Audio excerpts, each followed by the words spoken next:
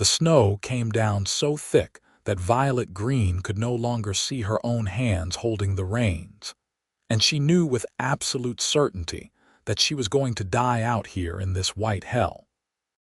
She had been traveling from Sacramento to visit her ailing aunt in the mining camps near the Sierra Nevada foothills when the November storm of 1878 had swept down from the mountains with a fury that took everyone by surprise. Her stage-coach driver had tried to push through, insisting they could make it to Marysville before the worst hit, but the horses had panicked when lightning split the sky, bolting off the road and overturning the coach in a ravine. Violet had been thrown clear, landing in a snowdrift that probably saved her life in that moment, but the driver had not been so fortunate. She had found him pinned beneath the wreckage, already gone cold, and the horses had disappeared into the storm. That had been hours ago, or maybe it had been minutes. Time seemed to stretch and contract in strange ways when everything around you was white and howling. Violet had tried to stay with the overturned coach, thinking surely someone would come looking, but as the temperature dropped and the snow piled higher, she realized she would be buried alive if she stayed. So she had started walking, praying she was heading toward civilization rather than deeper into the wilderness. Her traveling cloak, which had seemed so warm and practical in Sacramento, now felt like little more than paper against the brutal wind. Her fingers had gone numb inside her gloves, and her feet felt like blocks of ice in her leather boots. She stumbled over something hidden beneath the snow and fell hard, the impact driving the air from her lungs. For a long moment she lay there, tempted to simply close her eyes and let the cold take her. It would be easy. The snow was surprisingly soft, almost comfortable, but something in her refused to give up so easily. Violet was 22 years old, and she had already survived losing both parents to cholera, working her fingers raw as a seamstress to support herself, and enduring the unwanted advances of every man who thought a woman alone was fair game. She had not fought so hard to stay alive and independent only to freeze to death in a California blizzard. With tremendous effort, she pushed herself back to her feet. The world spun dangerously, and she realized that the cold was affecting her thinking now. That was bad. She had heard stories about people who froze to death, how they became confused and disoriented at the end.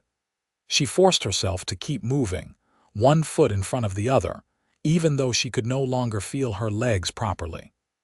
The wind screamed in her ears, drowning out all other sound. She thought she saw lights ahead, golden and warm and inviting, but when she stumbled toward them, they vanished. Hallucinations, probably. Then she fell again, and this time she could not seem to make her body obey her commands to rise. Her muscles simply would not respond. The snow was piling up around her already, covering her dark cloak in a white shroud. Well, she thought distantly, at least it was a beautiful place to die. Even through the storm, she could sense the wild majesty of this land. Perhaps in spring, some traveler would find her bones and wonder who she had been.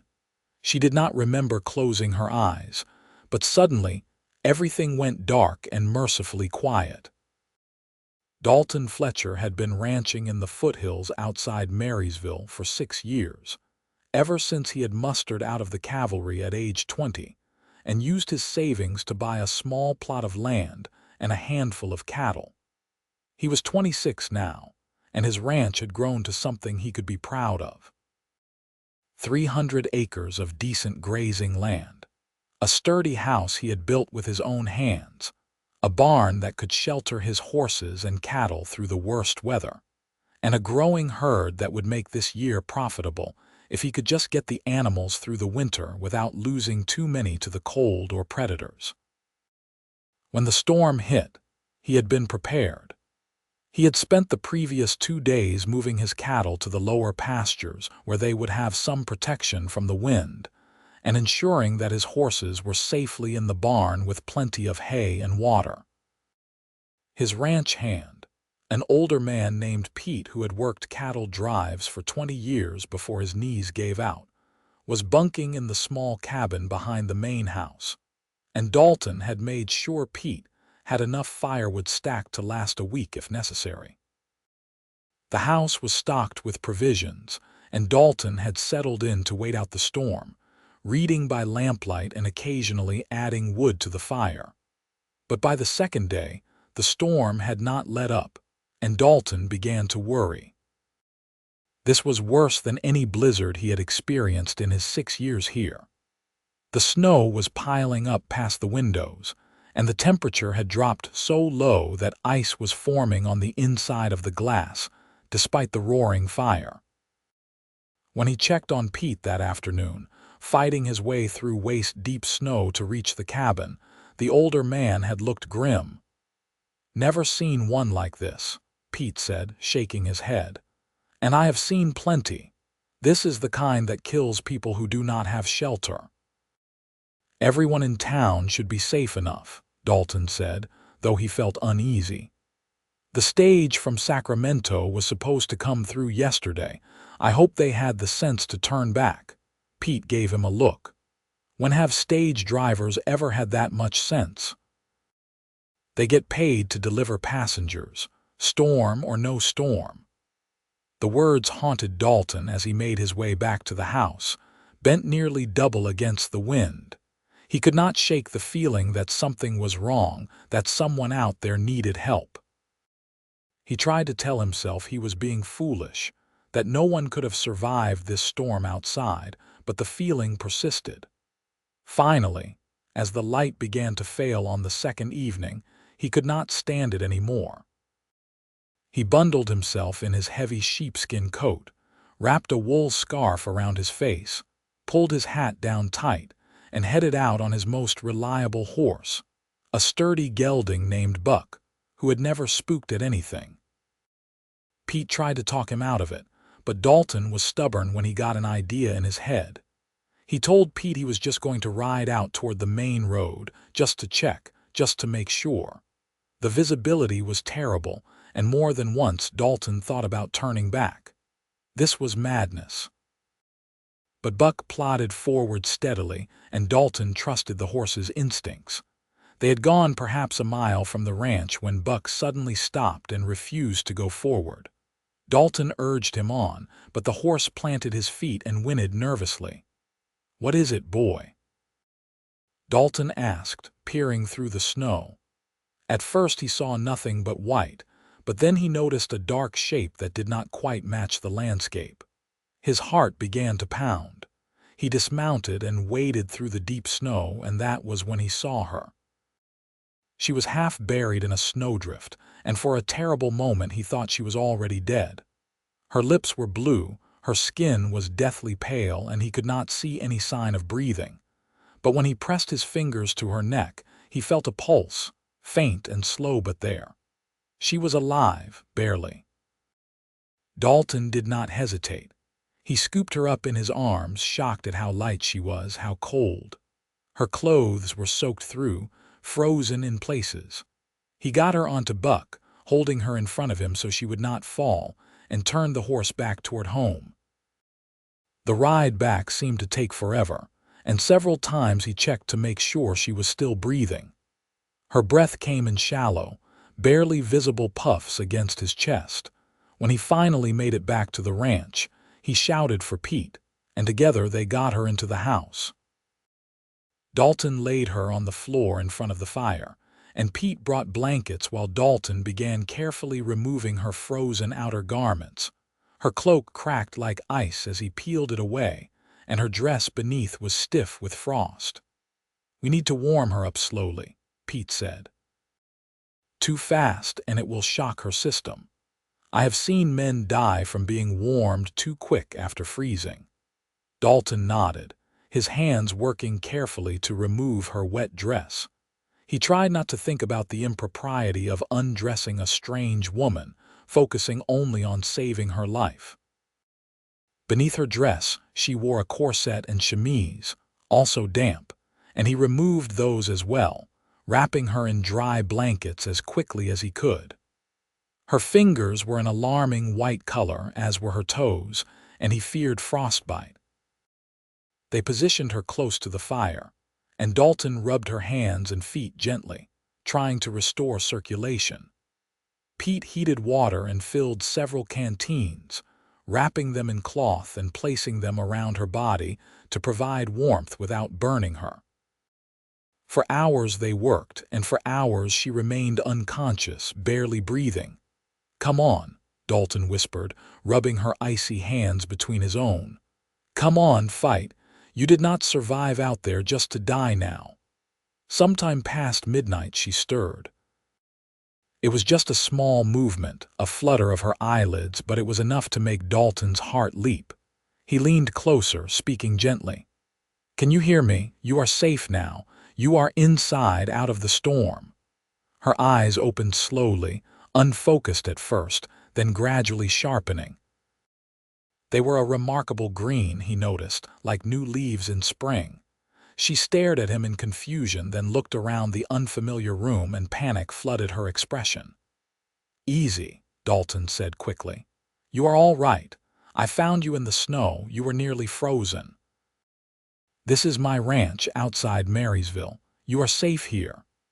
She tried to speak, but her voice came out as a hoarse croak. Pete appeared with a cup of warm broth, and Dalton helped her sit up slightly, holding the cup to her lips. She managed a few sips before falling back against the pillows, exhausted by even that small effort. "The driver," she whispered. "He was killed when the coach overturned." Dalton exchanged a grim look with Pete. "Where did this happen?" "I do not know," she said, and tears began to slide down her pale cheeks. "I walked for so long, I was trying to find help." "You found it," Dalton said firmly. "You are going to be all right, just rest now." Over the next 3 days, the storm finally began to ease, and Violet slowly recovered from her ordeal. Dalton had given her his bed, insisting he was perfectly comfortable sleeping by the fire, and Pete had brought her meals and tended to her needs with the gruff kindness of a man who had raised 4 daughters of his own. Her fingers and toes had been frostbitten, but not so badly that she would lose any, and the feeling gradually returned to them along with considerable pain that she bore with gritted teeth and few complaints. Dalton found himself drawn to her in a way he had not expected. She was beautiful, certainly, with her auburn hair and those striking green eyes, but it was more than that. There was a strength in her, a determination that he recognized because he saw it in himself. She did not weep or wail about her misfortune. Instead, she asked practical questions about when the roads might be passable again, about whether anyone had been sent to search for the overturned stage, about how she might send word to her aunt that she was alive. "The roads will not be clear for at least another week," Dalton told her on the 4th day, when she was finally strong enough to sit at the table for breakfast. "Maybe longer, and even when they are passable, it will take time to organize a search party. But I will go out myself as soon as it is safe and try to find the coach."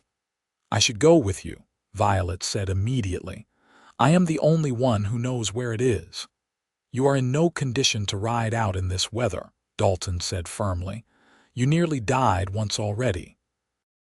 "I will not risk you going through that again." "I am not asking your permission," Violet said, her chin lifting stubbornly. "That man deserves a proper burial. His family deserves to know what happened to him, and there were things in the coach, including my belongings, that I need." Dalton met her eyes and saw that she was serious.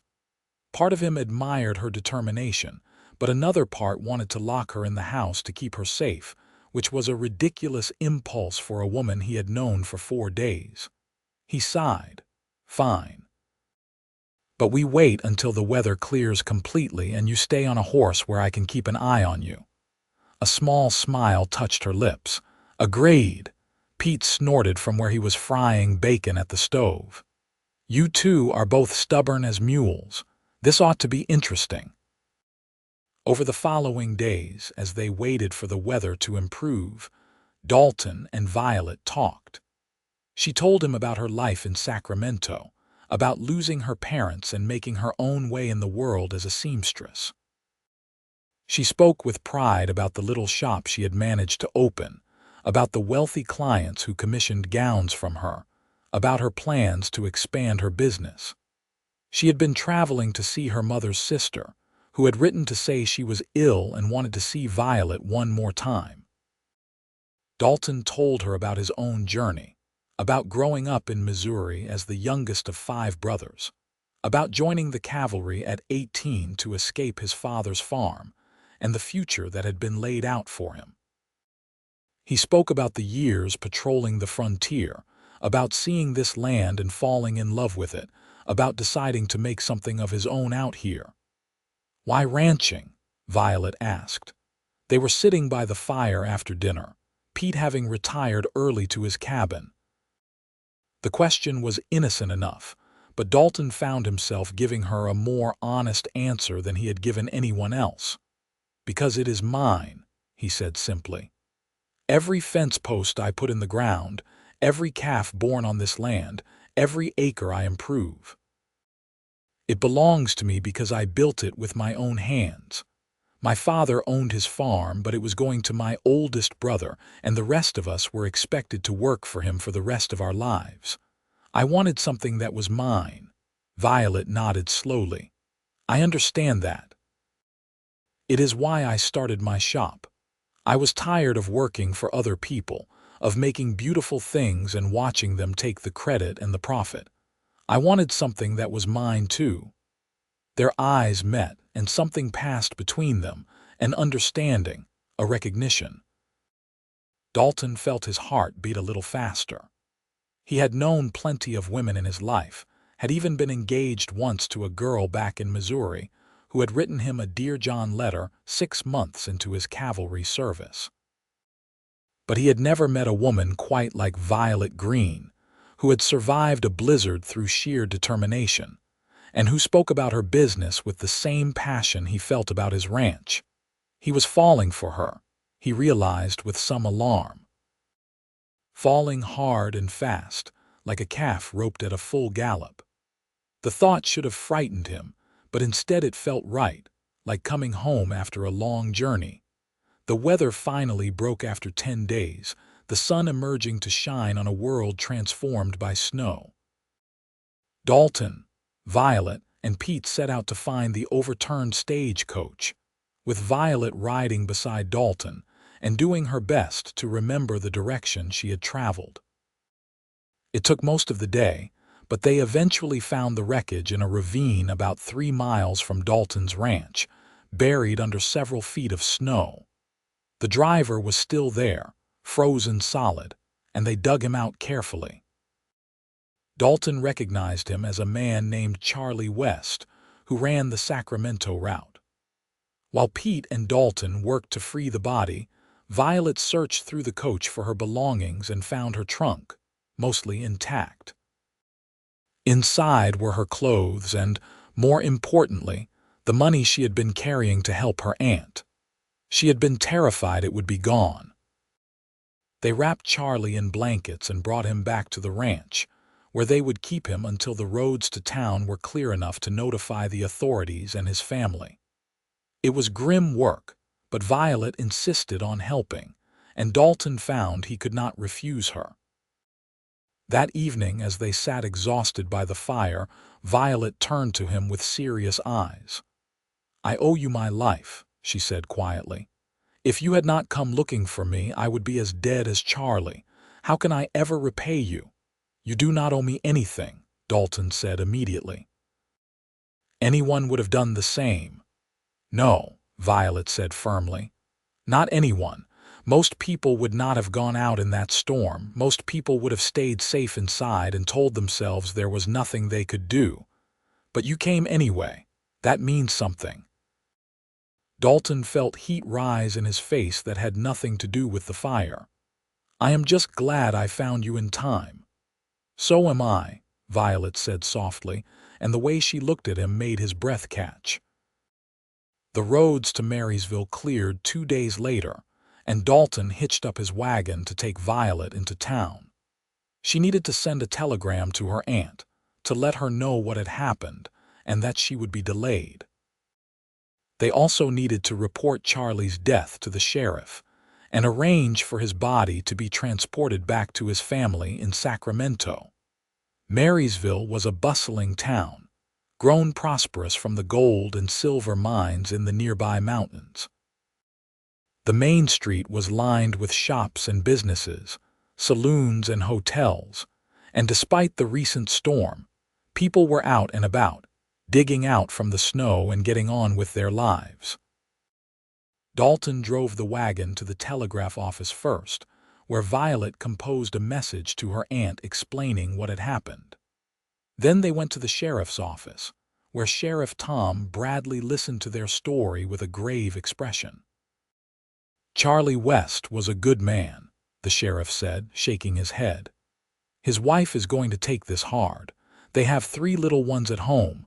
I will send word to Sacramento and make sure he gets home proper."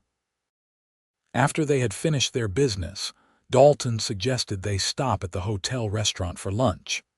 Violet agreed, and they sat at a table by the window, watching the townspeople go by. A waitress brought them coffee and stew, and for a while they ate in comfortable silence. "What will you do now?" Dalton asked finally. "Will you continue on to see your aunt?" Violet stirred her coffee thoughtfully.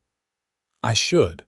She is expecting me and she is not well, but the truth is, I am not eager to get back on a stagecoach anytime soon. The thought of it makes my hands shake." "That is understandable," Dalton said. "You went through a terrible ordeal." "Maybe I could stay in Marysville for a while," Violet said slowly, as if the idea was just occurring to her. "I could set up a temporary shop, take in sewing. There must be women here who need dresses made or mended. And it would give me time to recover before attempting the trip again." Dalton's heart leaped at the thought of her staying, but he tried to keep his voice casual. "That sounds like a good plan. I am sure you would find plenty of work. This town is growing fast, and there are not many skilled dressmakers around." "There is one problem," Violet said, meeting his eyes. "I do not know anyone here except you and Pete. I do not know which boarding houses are respectable or which shops might have space to rent. I do not know anything about this town." "I could help you with that," Dalton offered immediately. "I know most of the business owners in town. I could introduce you around, help you get settled." A smile spread across Violet's face, genuine and warm. "Would you? That would be wonderful." They spent the rest of the afternoon walking through Marysville, and Dalton introduced Violet to shopkeepers and business owners he knew. Mrs. Henderson, who ran the general store, mentioned that there was a small space above her shop that was currently empty, and it could be rented cheaply. They went to look at it and found a single room with a window overlooking the main street, not large but clean and well lit. There was even a small stove in one corner for heat and cooking. "It is perfect," Violet said, looking around with growing excitement. "I could set up my sewing machine here and use that corner for consultations with clients. Yes, this could work very well." Mrs. Henderson, a plump woman with kind eyes, smiled broadly. "I would be happy to have you, dear.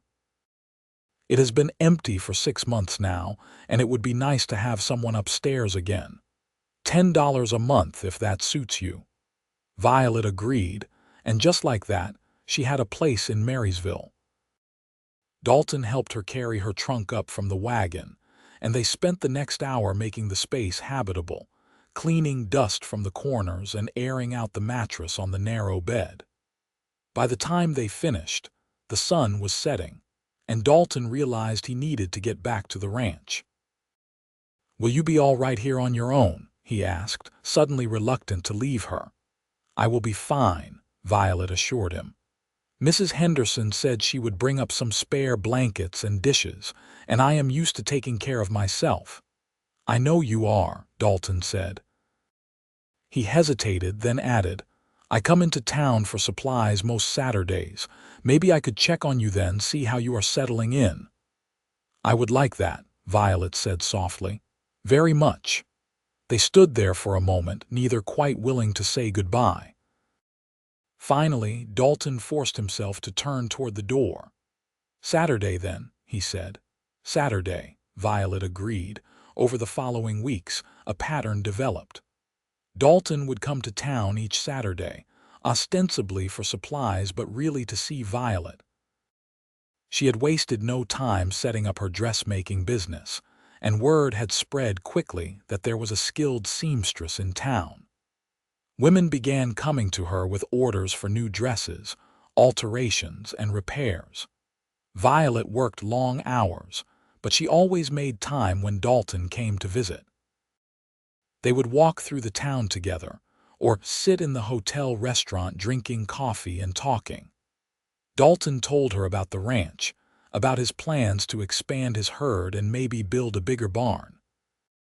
Violet told him about her clients, about the elaborate wedding dress she was making for the mayor's daughter, about the ridiculous hat a mining magnate's wife had asked her to trim with peacock feathers. People in town began to notice them together, and there was talk. Dalton's friend Jack Morrison, who owned the feed store, ribbed him about it one Saturday when Dalton came in for grain. "So when are you going to marry that pretty dressmaker?" Jack asked with a grin. "Half the town is taking bets on it." "I have not asked her," Dalton said, feeling his ears go hot. "We are just friends." "Friends," Jack repeated skeptically. "Right, and I am the King of England. Listen, Dalton, I have known you for 6 years, and I have never seen you look at a woman the way you look at her. If you care about her, you had better stake your claim before someone else does. There are plenty of men in this town who would be happy to court a woman like her." The thought sent a spike of jealousy through Dalton that surprised him with its intensity. Jack was right. Violet was beautiful, talented, and independent. She would not lack for suitors if she wanted them. But did she want them? Did she feel the same way about him that he felt about her? He decided to find out. That Saturday, instead of their usual lunch at the hotel, he asked Violet if she would like to come out to the ranch for the day. She agreed immediately, her face lighting up in a way that made his heart race. "I have been curious about your ranch," she admitted as they drove out of town in his wagon. "You talk about it so much, I feel like I already know it, but I would love to see it for myself." When they arrived, Dalton gave her the full tour. He showed her the house, which was simple but solidly built, with a large main room that served as kitchen and living area, and 2 smaller bedrooms. He took her to see the barn, where his horses greeted them with interested whinnies, and out to the pastures where his cattle grazed peacefully in the winter sun. Pete joined them for part of the tour, clearly pleased to see Violet again and looking well. "This place has grown since I was last here," Violet said, looking around with obvious appreciation. "You have done amazing work, Dalton." "It is getting there," Dalton said, trying not to sound too proud and failing. "I want to build a bigger house eventually, something with a proper parlor and maybe a library, and I am thinking of adding some sheep, diversifying a bit." "It sounds like you have big plans," Violet said, smiling up at him. "I do," Dalton said. Then, gathering his courage, he added, "But lately I have been thinking that a ranch is not much good if you do not have someone to share it with." Violet's smile faded, and she looked at him seriously. "What are you saying, Dalton?" "I am saying that I care about you," Dalton said, the words tumbling out now that he had started. "More than care about you. I think I have been falling in love with you since the day I pulled you out of that snowdrift." I know we have not known each other very long, and I know you have your own business and your own life. But I wanted you to know how I feel. I wanted you to know that if you ever wanted to build something with someone, I would be honored if it was with me." For a long moment, Violet just looked at him and Dalton's heart sank. He had said too much, pushed too hard. But then she stepped closer to him and reached up to cup his face in her hand. "You are not the only one who has been falling," she said softly. "I tried to tell myself it was just gratitude, that I was confused because you saved my life. But it is more than that. When I am with you, I feel like I can be myself completely. I feel safe and challenged and excited all at once. I have never felt that way with anyone before." "Then stay," Dalton said, covering her hand with his own. "Not just in Marysville, stay here with me. Marry me, Violet, build a life with me." "Yes," Violet said, and there were tears in her eyes now, but they were happy tears. "Yes, I will marry you." Dalton pulled her into his arms and kissed her, a long, deep kiss that seemed to seal a promise between them. When they finally broke apart, both were breathless and grinning. "We should probably tell Pete," Violet said, laughing, "before he hears us and thinks something scandalous is happening out here." "Something scandalous is happening out here," Dalton said, kissing her again. "I am kissing a woman I am not married to. Yet." They told Pete the news, and the older man whooped with joy and insisted on breaking out a bottle of whiskey he had been saving for a special occasion. They toasted to the future, to love, to second chances. Violet sent a telegram to her aunt the next day, explaining that she had met someone and would be staying in California. Her aunt wrote back with her blessing and an invitation to visit when she was well enough to travel. They were married 6 weeks later in the small church in Marysville, with half the town in attendance. Violet wore a dress she had made herself, simple but elegant in ivory silk, and she carried wildflowers that Dalton had ridden out at dawn to pick for her. Pete stood up as Dalton's best man, and Mrs. Henderson served as Violet's matron of honor. The ceremony was short and sweet, and when the minister pronounced them man and wife, Dalton kissed his bride to enthusiastic applause. They held a reception at the hotel, with food and music and dancing that lasted well into the evening.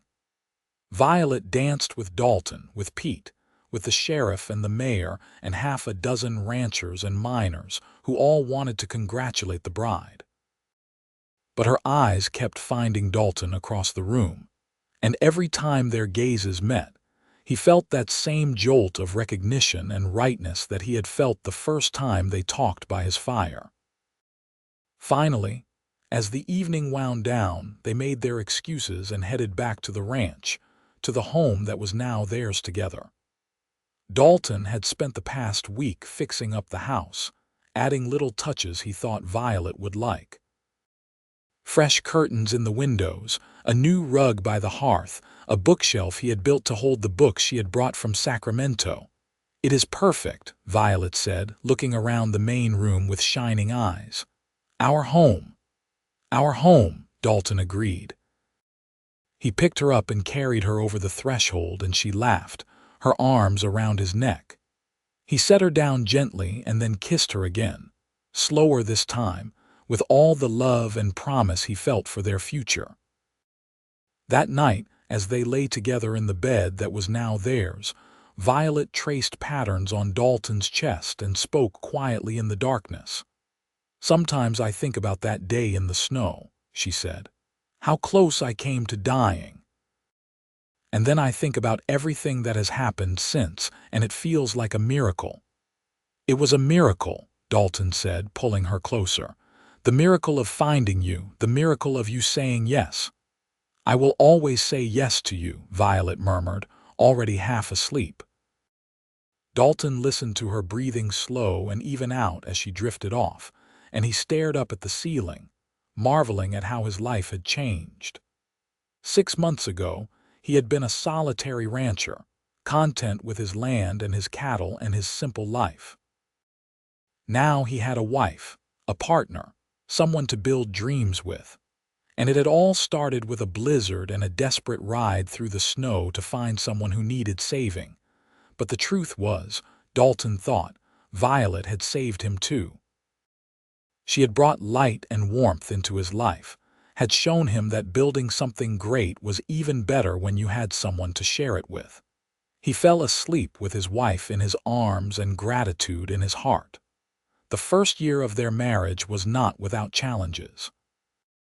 Violet continued to run her dressmaking business, riding into town twice a week to meet with clients and work on orders. Dalton worried about her making the trip alone, but Violet was adamant that she wanted to maintain her independence and her business. They compromised, with Dalton teaching her to shoot and making sure she always carried a rifle when she traveled. The ranch demanded constant work, and there were times when Dalton was exhausted, when he fell into bed too tired to do more than kiss his wife goodnight. But there were also moments of perfect happiness. Evenings spent by the fire, reading aloud to each other. Mornings when they would ride out together to check on the herd, and Violet would point out a particularly beautiful sunrise or a hawk soaring overhead. Nights when they would lie in each other's arms and talk about their dreams for the future. In the spring of their first year together, Violet discovered she was pregnant. She told Dalton one morning at breakfast, simply and directly, and for a moment he could only stare at her in shock.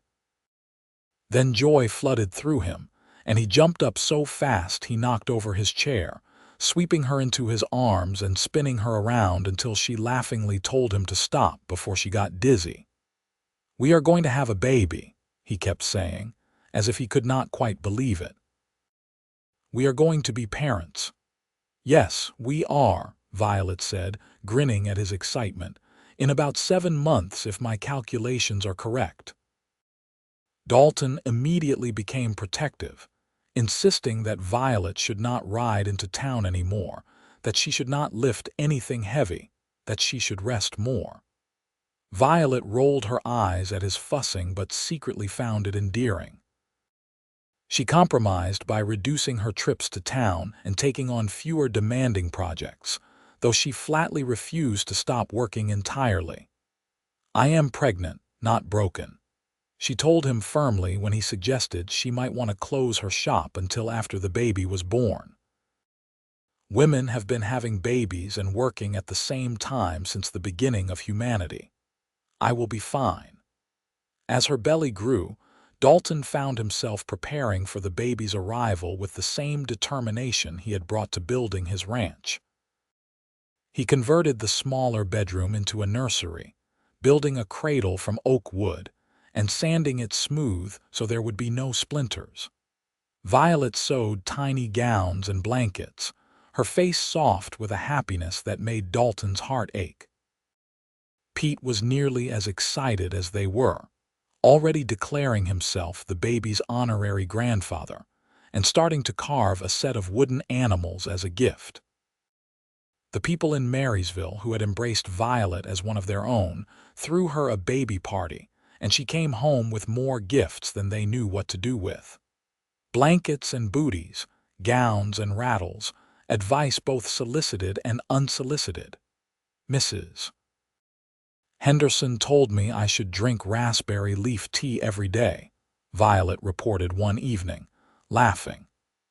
"And Mrs. Sullivan from the bakery insists that I should eat raw liver to make sure the baby gets enough iron. Meanwhile, the mayor's wife thinks I should be resting in bed for the entire last month."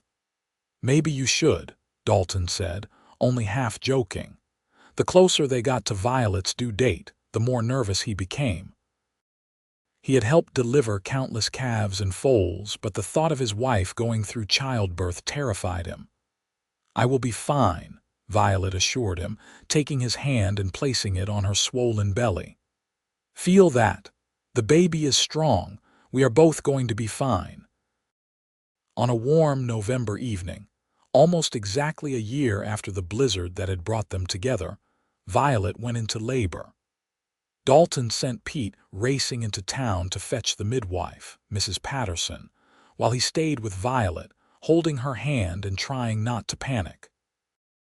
Violet was remarkably calm, breathing through the contractions and occasionally squeezing his hand hard enough to make his bones creak. "You are doing so well," he told her, wiping sweat from her forehead with a damp cloth. "You are the bravest person I have ever known." "Tell me that when this is over," Violet gasped, managing a weak smile between contractions. Mrs. Patterson arrived and immediately took charge, shooing Dalton out of the bedroom with instructions to boil water and find clean towels. Dalton paced the main room, flinching every time he heard Violet cry out. Pete sat at the table, trying to distract him with stories from his cattle-driving days, but Dalton barely heard him. Finally, after what felt like an eternity but was actually only 6 hours, he heard a new sound. A baby crying, strong and lusty. Mrs. Patterson opened the door, her face wreathed in smiles. "You have a son," she said. "A big, healthy boy, and your wife is doing just fine. Come meet your child." Dalton walked into the bedroom on shaking legs. Violet was propped up against the pillows, looking exhausted but radiant, and in her arms was a tiny bundle wrapped in one of the blankets she had made. His son. His child.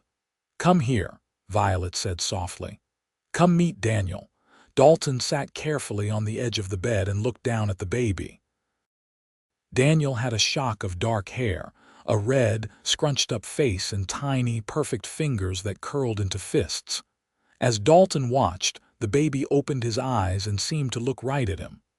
"Hello, Daniel," Dalton whispered. "I am your father. And I promise you, I am going to do everything in my power to give you a good life." "We both will," Violet said, leaning her head against Dalton's shoulder. "We will give him a good life together." The years that followed were full and rich.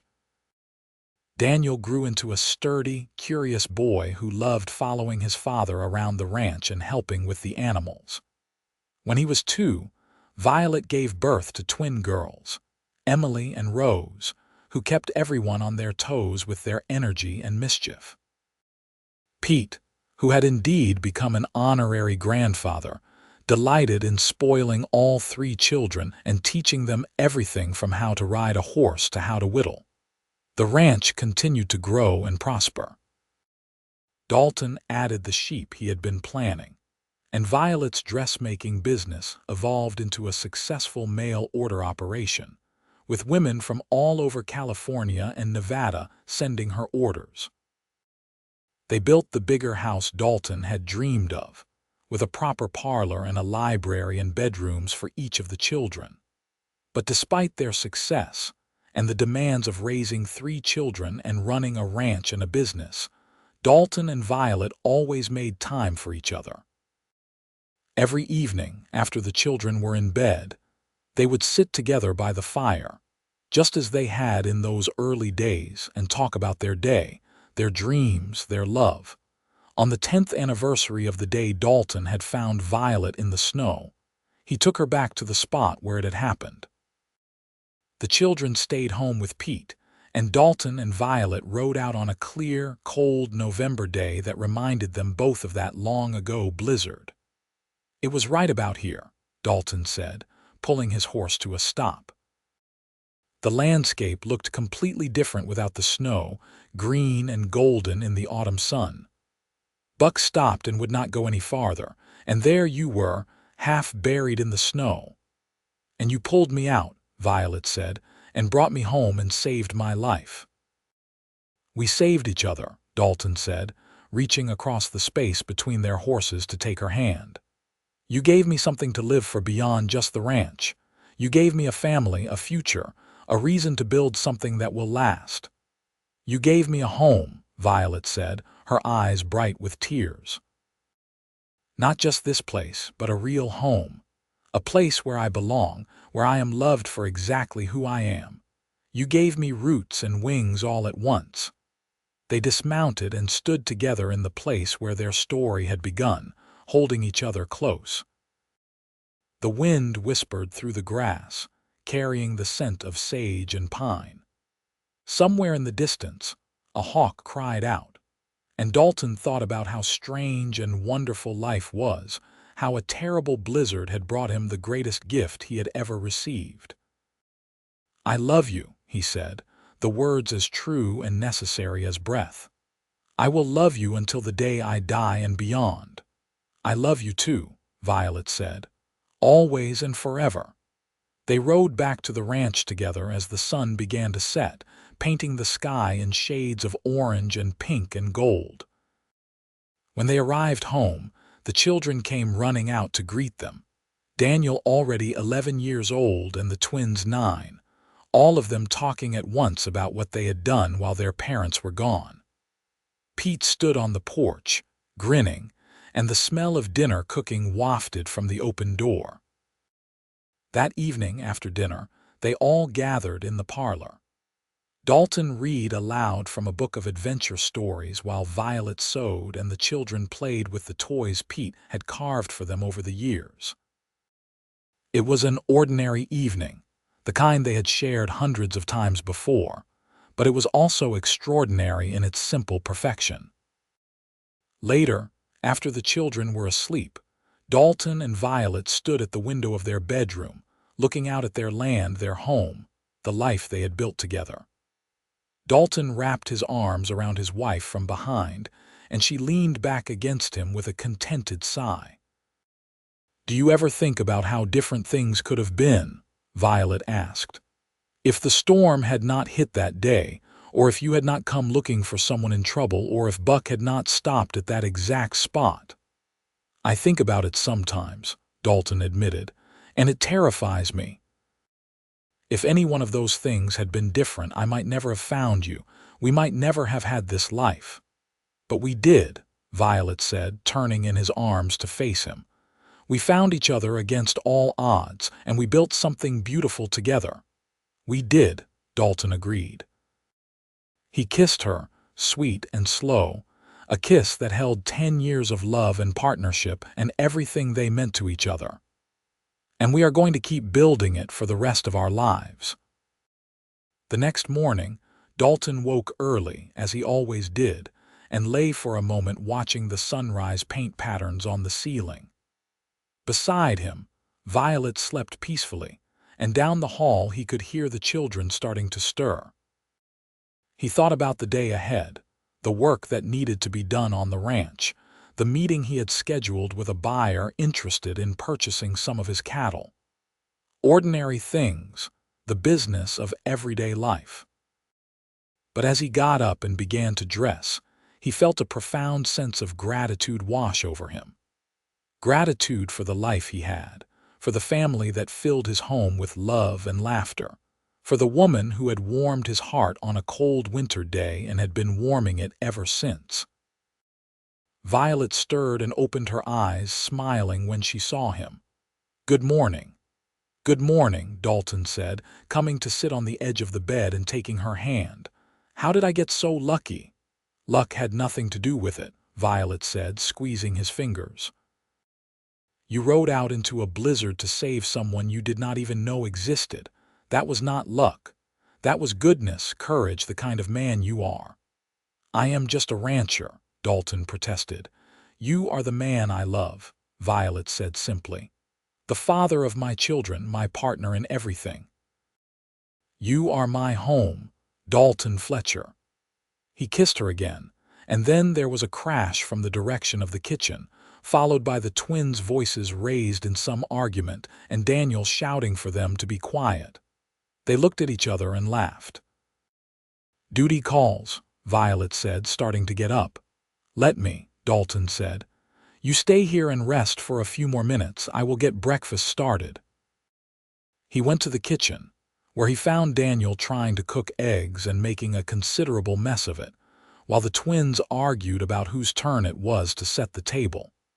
He sorted out the argument, taught Daniel the proper way to crack an egg, and started a pot of coffee. By the time Violet joined them, dressed for the day, breakfast was nearly ready and the children were sitting at the table, for once behaving themselves. It was a scene that repeated itself, with variations, almost every morning. The comfortable routine of a family that knew each other well and loved each other deeply. And as they sat down to eat, passing plates and talking about the day ahead, Dalton looked around the table and felt that sense of gratitude again. This was what he had ridden into a blizzard for, even if he had not known it at the time. Not just to save one woman's life, but to find his own purpose, his own happiness. To discover that building something great was even better when you built it with someone you loved. To learn that a frozen heart could be warmed, not just for a moment but for a lifetime. The years continued to pass, bringing joys and challenges as all years do. There were hard winters when they worried about the cattle and late springs when water was scarce. There were illnesses and injuries, fears and sorrows that came with living in a harsh and beautiful land. But there were also births and celebrations, harvests and holidays, the accumulation of small, perfect moments that made up a life well lived. Daniel grew into a fine young man who loved the ranch as much as his father did, and announced his intention to work it alongside Dalton for as long as he was able. The twins grew into spirited young women who inherited their mother's creativity and business sense. Emily wanted to expand the dressmaking business into a full storefront in Marysville, while Rose dreamed of writing books about life in the West. Pete lived to see all three children grown, passing peacefully in his sleep one night at the age of 78. They buried him on the ranch, on a hill overlooking the pastures he had helped to build, and Dalton gave a eulogy that had everyone in tears. Pete had been more than an employee or a friend. He had been family, and they mourned him as such, but life went on as it always does. Daniel married a girl from town, a sweet-natured young woman named Sarah who fit into the family as if she had always been there. They gave Dalton and Violet their first grandchild, a grandson they named Peter in honor of Pete. The twins pursued their dreams, Emily opening her store and Rose publishing her first book to considerable acclaim. Through it all, Dalton and Violet remained devoted to each other. They celebrated their 20th anniversary, their 25th, their 30th. Their hair turned gray and lines appeared on their faces, marks of lives fully lived. But when Dalton looked at Violet, he still saw the brave young woman he had pulled from the snow.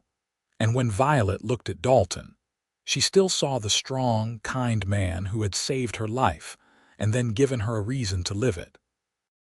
On a cold November day in 1908, 30 years to the day after the blizzard that had brought them together, they stood once again at the spot where Dalton had found Violet. They were both in their 50s now, but they still rode out together as often as they could, still made time for each other despite the demands of family and ranch and business. 30 years, Violet marveled, looking around at the familiar landscape. It feels like yesterday and a lifetime ago all at once. I know what you mean, Dalton said. He pulled her close, and they stood together in the cold wind, remembering.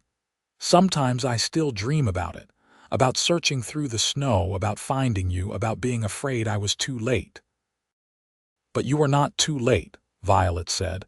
You found me just in time, and you have been finding me, saving me, every day since. You saved me too, Dalton said. You gave me a life I never imagined I could have. You gave me love and family and a home that is so much more than just land and buildings. You gave me everything. They stood together until the sun began to set, then rode back to the ranch, where their children and grandchildren waited. That evening, the whole family gathered for a celebration. Daniel and Sarah were there with their 3 children, Emily and her husband with their 2, Rose with her fiancé. The house rang with laughter and conversation, with the sounds of a family that was strong and healthy and happy. As Dalton looked around the crowded table, at all the faces of the people he loved, he felt overwhelmed with emotion. All of this, he thought, all of these wonderful people existed because he had ridden out into a blizzard 30 years ago. Because Violet had refused to give up, had fought to survive. Because they had found each other and chosen to build a life together. Later that night, after everyone had gone home or gone to bed, Dalton and Violet sat by the fire in the parlor, just the two of them in the quiet house. They had talked about this moment, about reaching the 30th anniversary of the day that had changed both their lives. They had wondered if it would feel momentous or just like any other day. It felt like both, Dalton decided. Momentous because of what it represented, all the years they had shared, all the love they had built. But also ordinary because every day with Violet felt special. Every morning he woke up beside her was a gift. Every evening they sat together like this was precious. "What are you thinking?" Violet asked, reaching over to take his hand. "I am thinking about how happy I am," Dalton said honestly. "How grateful, how blessed. I am thinking that I have lived a good life and the best part of it has been sharing it with you." "The best part of my life has been sharing it with you too," Violet said. Her green eyes, still as beautiful as they had been 30 years ago, shone with love. "You warmed my heart that day, Dalton, but you did not just warm it for a moment. You warmed it for life."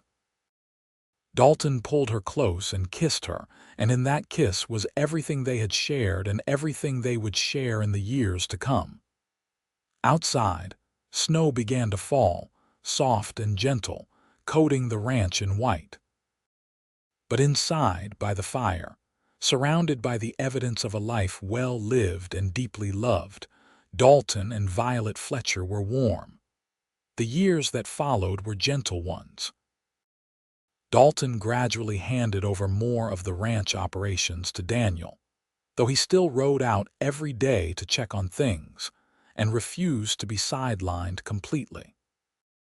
Violet continued to work on special orders and helped Emily run the dress shop in town, taking pleasure in teaching her daughter and granddaughters the skills she had spent a lifetime perfecting. They became the respected elders of the community, the couple everyone pointed to as an example of what a good marriage looked like.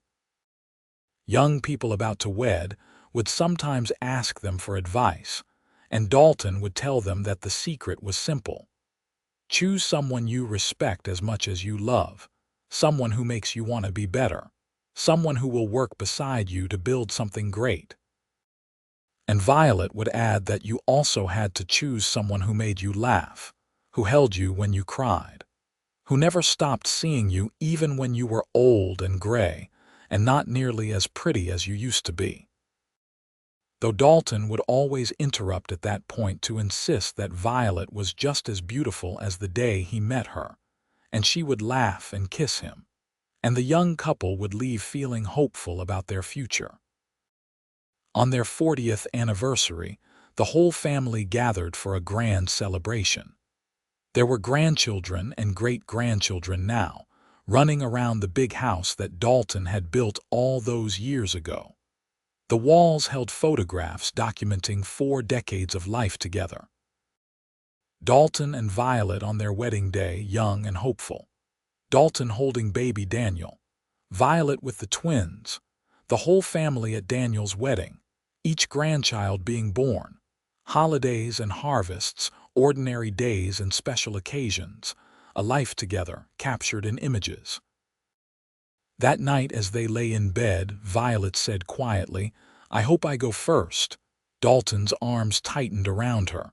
"Do not talk like that." "I am not being morbid," Violet said. "I am being practical. We are both getting older, Dalton. One of us will go before the other. And I hope it is me, because I cannot imagine living in a world without you in it." "Then let us make a deal," Dalton said. "We go at the same time in our sleep when we are very, very old after a very, very good life. Violet laughed softly. "I do not think we get to choose." "Maybe not," Dalton conceded. "But I do know this. However much time we have left, whether it is 1 year or 20, I plan to spend every single day of it loving you with everything I have." "That is all I want," Violet whispered. "Your love, it is all I have ever wanted."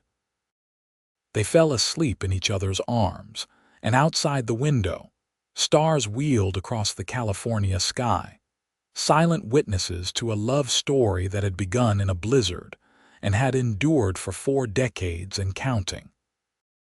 They were granted another decade together, years that moved slowly and sweetly, like honey dripping from a spoon. They watched more grandchildren grow up and get married, welcomed more great-grandchildren into the world. They saw the new century unfold with all its changes and wonders. The ranch continued to thrive under Daniel's management, and the dress shop that Emily ran became one of the most successful businesses in Marysville. But the best moments were still the quiet ones. Mornings when they sat on the porch with their coffee, watching the sun rise over their land. Evenings when they took slow walks around the property, Dalton's arm around Violet's waist to steady her as her steps became less sure. Nights when they lay together and talked about the life they had shared, finding new things to marvel at even after 50 years of marriage. On a spring morning in 1928, 50 years to the day after they had married, Dalton woke before dawn and lay watching Violet sleep. They were both 72 years old now, and the years showed on their faces and in their movements. But to Dalton, his wife was as beautiful as ever, her face peaceful in sleep, her hair silver white against the pillow. He thought about everything they had been through together. The blizzard that had brought them together. The early days of their courtship and marriage. The births of their children, the growth of the ranch, the building of the life they had dreamed of. The challenges and triumphs, the sorrows and joys. 50 years of loving each other, 50 years of building something that would last long after they were gone. Violet stirred and opened her eyes, and when she saw him watching her, she smiled. "Good morning, husband," she said, her voice soft and full of affection. "Good morning, wife," Dalton replied. "Happy anniversary. 50 years," Violet marveled. "Where did the time go?" "I do not know," Dalton said, "but I would not change a single day of it." They celebrated quietly, just the two of them, driving out to the spot where Dalton had found her all those years ago. It had become a tradition, this pilgrimage to the beginning of their story, and they had done it on every major anniversary. The landscape was green and lush now, completely different from the snow-covered wasteland it had been 50 years ago. "I was so frightened," Violet said, looking around. "So cold and so scared, I thought I was going to die out here." "But you did not die," Dalton said, putting his arm around her. "You survived. You fought. And then you let me love you, which was the greatest gift anyone has ever given me." "The greatest gift you gave me was not just saving my life," Violet said. "It was showing me what life could be. I had been so focused on being independent, on proving I could take care of myself, that I had never let anyone close. But you showed me that needing someone does not make you weak. It makes you human." They stood together for a long time, two old people who had loved each other for 50 years and planned to love each other for however many years remained. Then they drove back to the ranch, where their family had gathered for a celebration that lasted well into the evening. 2 years later, on a cold morning in late January, Dalton woke to find Violet still and silent beside him.